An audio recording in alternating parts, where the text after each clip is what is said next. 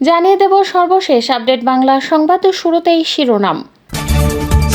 হাসিনাকে ভারত থেকে ফিরিয়ে আনার কার্যক্রম শুরু, আন্তর্জাতিক চাপে এবার হাসিনার হাত ছাড়ল মোদি। সবশেষে দেখবেন আওয়ামী লীগ সরকারের আমলে গুম খুনের মাস্টারমাইন্ড জিয়াউল আহসান রিমান্ডে ফাঁস করলেন হাসিনার আরও চাঞ্চল্যকর তথ্য। থাকছে বিস্তারিত প্রতিবেদন। এতক্ষণ শুনছিলেন সংবাদ শিরোনাম, এখন থাকছে বিস্তারিত। আওয়ামী লীগ সরকারের আমলে নানা ব্যক্তিকে গুম খুনের মাস্টারমাইন্ড হিসেবে দেখা হয় জিয়াউল আহসানকে। এছাড়া আয়নাঘরের জনক ফোন কলে আড়িপাতা মানুষের ব্যক্তিগত আলাপ রেকর্ড ছাড়াও হেফাজতের ঘটনায় যৌথ অভিযানে সরাসরি সম্পৃক্ত থাকার অভিযোগ রয়েছে তার বিরুদ্ধে। গোপন বন্দিশালা আয়নাঘর তৈরি করে সেখানে বিরোধী মতাবলম্বীদের তুলে নিয়ে বছরের পর বছর গুম করে রাখার অভিযোগ রয়েছে জিয়াউল আহসানের বিরুদ্ধে। ঢাকার চিফ মেট্রোপলিটন ম্যাজিস্ট্রেট আদালতে সাবেক এই সেনা কর্মকর্তার 10 দিনের রিমান্ড চেয়ে করা আবেদনে পুলিশেরও দাবি, প্রাথমিক জিজ্ঞাসাবাদে জিয়াউল আহসান আয়নাঘর এবং 2013 সালের 5 মে রাজধানীর শাপলা চত্বরে হেফাজতে ইসলামের নেতাকর্মীদের উপর আক্রমণ ও হত্যার সঙ্গে থাকার কথা স্বীকার করেছেন। আওয়ামী লীগ 2009 সালে ক্ষমতায় আসার পর থেকে 2015 সাল পর্যন্ত বিএনপি জামায়াতের শতাধিক নেতাকর্মী গুম খুনের শিকার হন। এই তালিকায় ইলিয়াস আলী, চৌধুরী আলম, সাজেদুল ইসলাম সহ একাধিক হাই প্রোফাইল নেতাও ছিলেন। অভিযোগ আছে, বিচার বহির্ভূত এসব হত্যাকাণ্ডের মিশন বাস্তবায়ন করেছেন পুলিশের এলিটে ফোর্স র্যাব। গোয়েন্দা সূত্রে জানা গেছে, 2012 সালের 17 এপ্রিল বিকাল 3টার দিকে ইলিয়াস আলী সিলেট থেকে বিমানযোগে ঢাকা আসেন। ওই দিন রাতে হোটেল শেরাটন থেকে বাসায় ফেরার পথে তাকে গুম করা হয়। ইলিয়াস আলীর গুমের সঙ্গে সরাসরি জড়িত ছিলেন জিয়াউল আহসান। তিনি ওই দিন ইলিয়াস আলী যে ফ্লাইটে সিলেট থেকে ঢাকা এসেছিলেন সেই ফ্লাইটেরই যাত্রী হয়ে তাকে অনুসরণ করেছিলেন।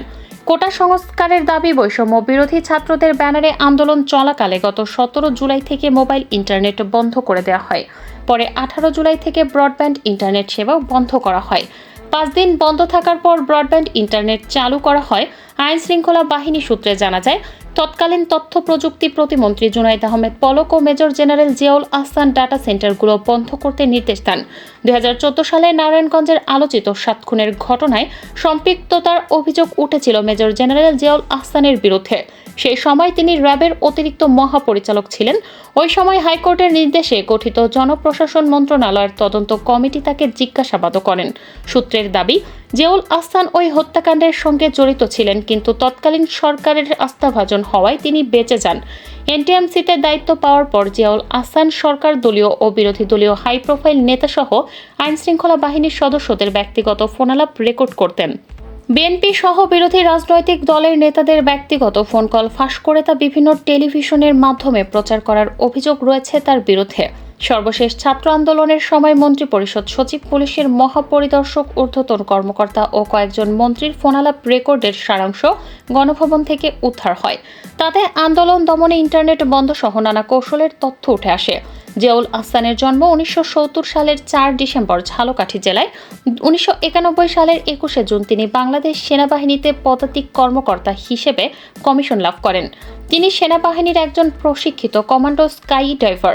জিয়াউল আহসান সেনাবাহিনীর পাশাপাশি র্যাব, জাতীয় নিরাপত্তা গোয়েন্দা সংস্থা, ন্যাশনাল টেলিকমিউনিকেশন মনিটরিং সেন্টারে দায়িত্ব পালন করেছেন। কর্মজীবনের বিগত 1 দশকের বেশি সময় গুম, খুন ও ব্যক্তিগত ফোন কল, আড়িপাতা সহ বিভিন্ন বিতর্কিত কর্মকাণ্ডের অভিযোগে তিনি সমালোচিত হয়েছে। তবে তৎকালীন সরকারের আস্থাভাজন হওয়ায় ক্রমান্বয়ে পদোন্নতি পেয়ে মেজর থেকে মেজর জেনারেল হয়েছেন। রূপপুর পারমাণবিক বিদ্যুৎ কেন্দ্র থেকে $500 কোটি 59,000 কোটি টাকা বেশি আত্মসাৎ করেছেন বাংলাদেশের ক্ষমতাচ্যুত প্রধানমন্ত্রী শেখ হাসিনা। এই কাজে সহায়তা করেন তার ছেলে সজীব-অজয় জয় ও ভাগ্নি টিউলিপ সিদ্দিক। গ্লোবাল ডিফেন্স কর্পের প্রকাশিত এক প্রতিবেদনে এমন চাঞ্চল্যকর তথ্য উঠে এসেছে। প্রতিবেদনে উল্লেখ করা হয়, শেখ হাসিনা ও তার পরিবারের সদস্যরা রাশিয়ান রোসাটমের কাছ থেকে সোভিয়েত আমলের পারমাণবিক চুল্লি কিনতে $5 বিলিয়ন বেশি অর্থ আত্মসাৎ করেন। বিদ্যুৎ কেন্দ্রটির নির্মাণ ব্যয় $12.65 বিলিয়ন। মালয়েশিয়ার ব্যাংকে রক্ষিত বিভিন্ন রাশিয়ান স্ল্যাশ ফান্ড থেকে $5 বিলিয়ন বিভিন্ন ব্যাংকে স্থানান্তরে শেখ হাসিনাকে সহায়তা করেছিল প্রকল্প বাস্তবায়নকারী সংস্থা রোসাটম, যাতে মধ্যস্থতা করেন সজীব-অজয় জয় ও ভাগ্নি টিউলিপ সিদ্দিক। সম্প্রতি এ বিষয়ে নিজস্ব অনুসন্ধানের ভিত্তিতে প্রতিবেদন প্রকাশ করেছে গ্লোবাল ডিফেন্স কর্পোরেশন। প্রতিবেদনে আরও বলা হয়, রাশিয়ার সহযোগিতায় বিদ্যুৎ কেন্দ্রটির নির্মাণে খরচ ধরা হয় $1,265 কোটি, প্রয়োজনের তুলনায় যা অনেক বেশি। মালয়েশিয়ার একটি ব্যাংকের মাধ্যমে শেখ হাসিনাকে এই বাজেট থেকে $500 কোটি আত্মসাতের সুযোগ করে দেয় প্রকল্প বাস্তবায়নকারী সংস্থা রোসাটম। নিজের ভাগ্নি টিউলিপ সিদ্দিকের মধ্যস্থতায় রাশিয়ার সঙ্গে চুক্তি করেন তৎকালীন প্রধানমন্ত্রী শেখ হাসিনা। আর এ মধ্যস্থতার বিনিময়ে পাচার করা অর্থের 30% পেয়েছেন টিউলিপ, শেখ রেহানা ও পরিবারের কয়েকজন সদস্য। 2009 সালে প্রচ্ছায়া লিমিটেড নামে একটি ভুয়া কোম্পানি চালু করেন টিউলিপ সিদ্দিক। তার মা শেখ রেহানা ও চাচা তৎকালীন প্রধানমন্ত্রীর প্রতিরক্ষা উপদেষ্টা তারিক আহমেদ সিদ্দিক। যুক্তরাষ্ট্রেও জুমানা ইনভেস্টমেন্ট নামে একটি কোম্পানি রয়েছে তাদের। গ্লোবাল ডিফেন্স কর্প বলছে এই কোম্পানির মাধ্যমে বিভিন্ন দেশের অফশোর অ্যাকাউন্টে অর্থ পাচার করতেন শেখ হাসিনা। তাদের এই কোম্পানিটি ডেস্টিনি গ্রুপ নামে একটি চিটিং ফান্ড কোম্পানির সঙ্গে যুক্ত হয়ে যুক্তরাজ্য সহ বিভিন্ন দেশে প্রায় $900 মিলিয়ন পাচার করেছে। গ্লোবাল ডিফেন্স কর্পের প্রতিবেদন আরও বলছে, বাংলাদেশের মতো উন্নয়নশীল দেশে গণতন্ত্র ক্রমেই দুর্নীতিতে জর্জরিত স্বৈরাচারের কবলে পড়ে জিম্মি হয়ে যায়। 2018 সালের 23 মার্চ প্রকাশিত এক গবেষণা প্রতিবেদনে জার্মান থিঙ্ক ট্যাঙ্ক বেটেলসম্যান স্টিফটুং বাংলাদেশকে স্বৈরাচারী শাসক গোষ্ঠীর তালিকায় তালিকাভুক্ত করেন। স্বৈরাচারী শাসকদের কঠোর হস্তক্ষেপের কারণে বিচার বিভাগ সহ বিভিন্ন প্রতিষ্ঠান নিছক হাতের পুতুল হয়ে যায়। প্রসঙ্গত, গ্লোবাল ডিফেন্স কর্প নামে পোর্টালটি 2018 সালে চালু হয়। বিভিন্ন দেশের সামরিক ও প্রতিরক্ষা খাতে দুর্নীতির অনুসন্ধান করে থাকে তারা। রূপপুর পারমাণবিক বিদ্যুৎ কেন্দ্র নিয়ে প্রতিবেদনে প্রকল্পের পূর্বের দুর্নীতি সংশ্লিষ্ট তথ্য উঠে এসেছে।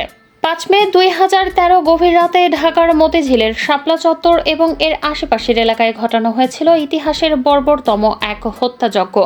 রাতের অন্ধকারে পুরো এলাকাকে বিদ্যুৎ বিচ্ছিন্ন করে ভারী অস্ত্রশস্ত্র সাজোয়া গাড়ির বহর নিয়ে হাজার হাজার নিরীহ মানুষের ওপর চালানো হয় অপারেশন সিকিউর শাপলা।